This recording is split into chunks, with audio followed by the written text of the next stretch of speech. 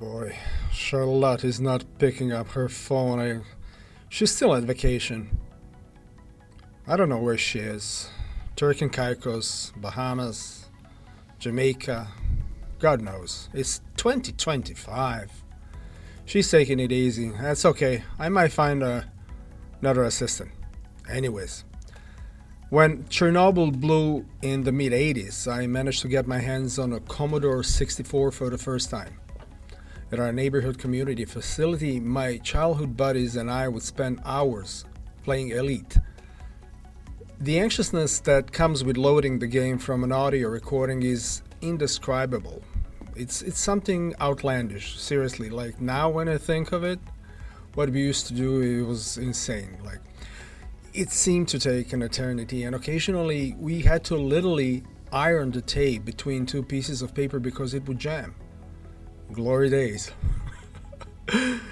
The Commodore 64, sometimes referred to as the C64, is an 8-bit home computer that was initially displayed at a consumer electronics show in Las Vegas from January 7 to 10 in 1982.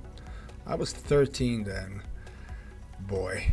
According to various estimates, it sold between 10.5 and 17 million units, making it the best-selling single computer model of all time and a record in the Guinness World Records. With its VIC-2 graphics chip and SID sound chip, the C64 boasted sophisticated graphics and sound capabilities in addition to a 6510 microprocessor and a 64 kilobytes of RAM.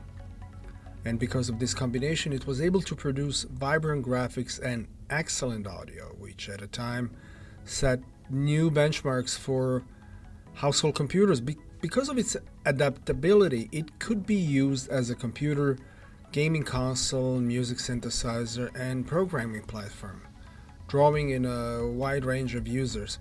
And the affordability of the C64 was a major contributor to its popularity. It democratized access to computing technology by being substantially less expensive than many of its rivals, enabling families that have never owned a computer to jump into the digital world.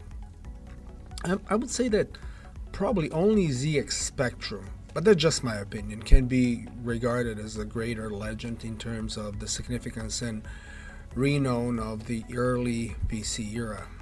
And according to what I understand, the Silicon generation's nostalgia never led to the revival of Sinclair's Spectrum.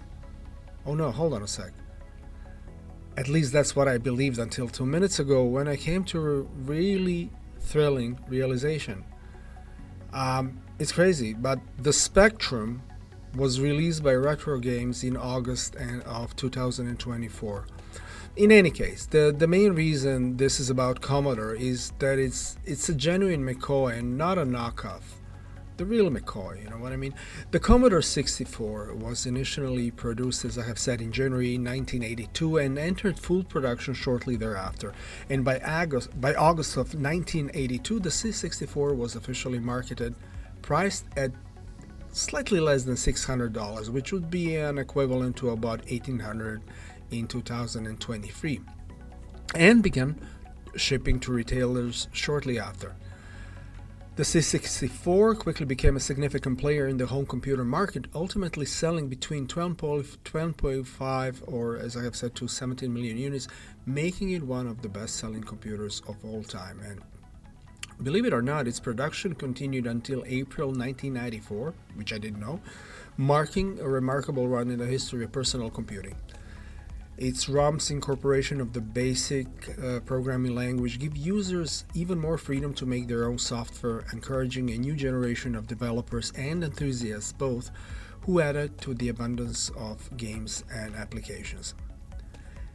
In addition to games, the C64 played a key role in the development of the demo scene, a subculture centered on producing aesthetically spectacular displays of programming prowess.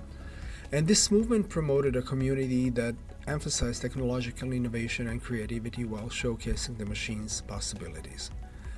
This scene produced a number of well-known programmers and artists who made contributions to digital art and gaming.